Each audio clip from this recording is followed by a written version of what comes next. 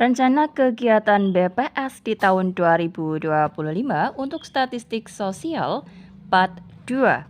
Hai, Assalamualaikum warahmatullahi wabarakatuh. Selamat datang saya ucapkan di Usma Ulia Channel yang masih sama membahas tentang beragam aplikasi dan informasi. Apa kabar teman-teman semua? Semoga selalu dalam lindungan Allah Subhanahu wa taala. Amin amin ya robbal alamin.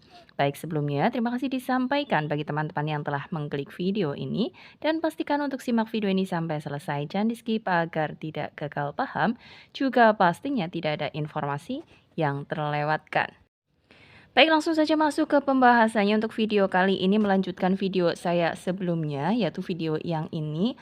Dan untuk linknya sudah saya cantumkan di kolom deskripsi ya. Barangkali teman-teman belum memantau atau belum melihatnya, bisa diklikkan saja pada link yang sudah saya sediakan.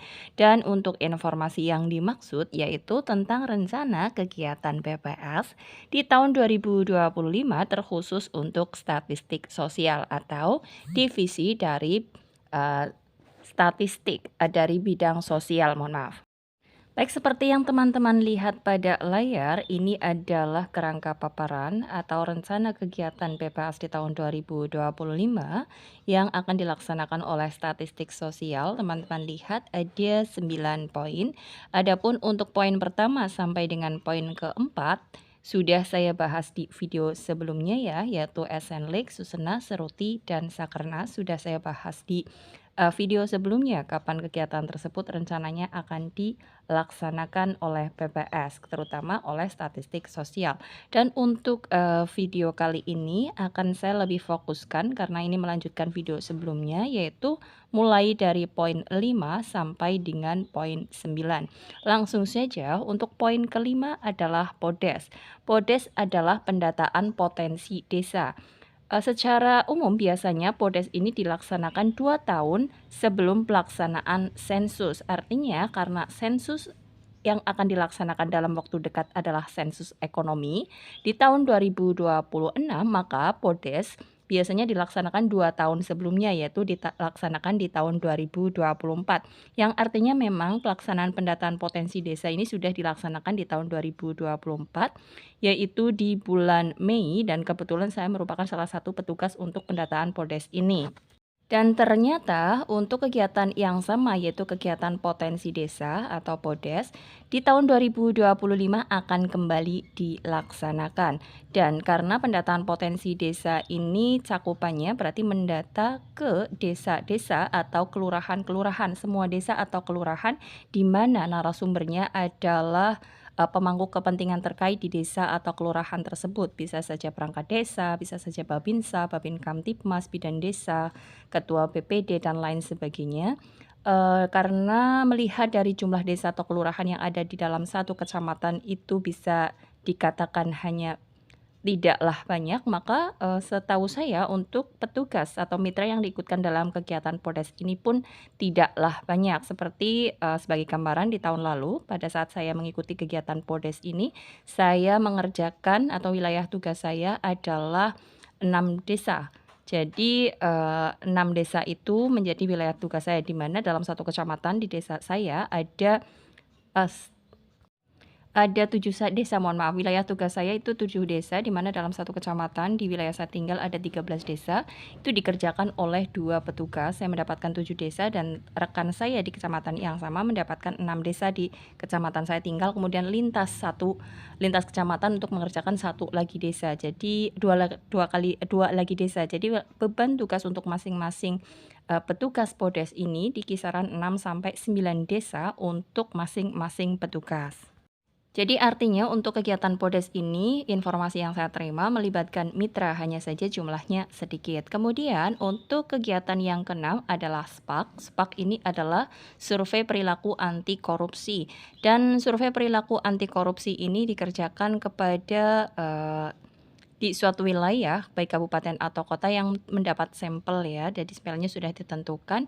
Dan untuk sekedar informasi, sekedar sharing saja, untuk di wilayah saya, untuk SPAK ini tidak memberdayakan mitra, artinya hanya dikerjakan oleh organik BPS saja, karena untuk di tahun 2024 kebetulan ada pegawai organik yang luang, artinya bisa mengerjakan kegiatan SPAK tersebut. Tetapi tidak menutup kemungkinan jika semua organik BPS atau semua pegawai BPS sedang ada kegiatan yang lain, tidak menutup kemungkinan bisa saja akan melibatkan mitra dalam, pendataannya. Dan seperti yang saya dapatkan informasinya di beberapa wilayah lain, kegiatan SPAK ini atau survei perilaku anti korupsi juga ada juga mitra yang mengerjakannya. Atau barangkali mungkin teman-teman pernah memiliki pengalaman untuk kegiatan SPAK, bisa tulis di kolom komentar untuk kita sekedar sharing bersama ya.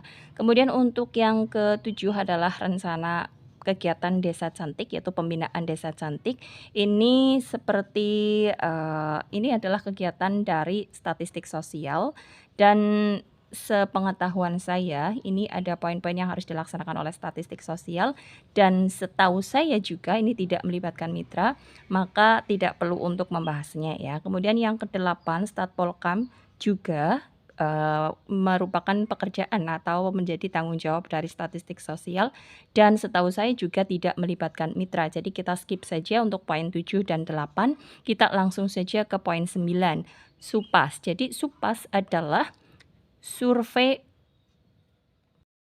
penduduk antar sensus. Jadi SUPAS ini seperti namanya survei penduduk antar sensus, yaitu dilaksanakan di antara 2 sensus penduduk. Dan sebagai informasi, sensus penduduk yang terakhir dilaksanakan yaitu pada tahun 2020 karena dilaksanakan setiap 10 tahun sekali dan dilaksanakan pada tahun berakhiran angka 0. Maka untuk sensus penduduk selanjutnya atau berikutnya yaitu di tahun 2030. Dan di tengah-tengah antara 2020 dan 2030, yaitu artinya di tahun 2025 akan ada yang namanya kegiatan SUPAS atau survei penduduk antar sensus. Dan sebagai informasi karena kegiatan ini gambarannya seperti kalau teman-teman pernah mengikuti kegiatan Reksosek sebelumnya, tidak menutup kemungkinan ada kemiripan dengan kegiatan Reksosek, tetapi pasti ada perbedaannya juga, tetapi sebagai gambaran kegiatannya hampir sama dengan kegiatan Reksosek. Dan tahu saya berdasarkan informasi yang saya terima bahwa SUPAS ini juga akan melibatkan mitra. Jadi tapi survei karena namanya survei maka hanya bagi atau wilayah yang menjadi sampel saja. Jadi untuk mitranya juga disesuaikan dengan sampel yang ada di suatu wilayah baik kabupaten atau kota.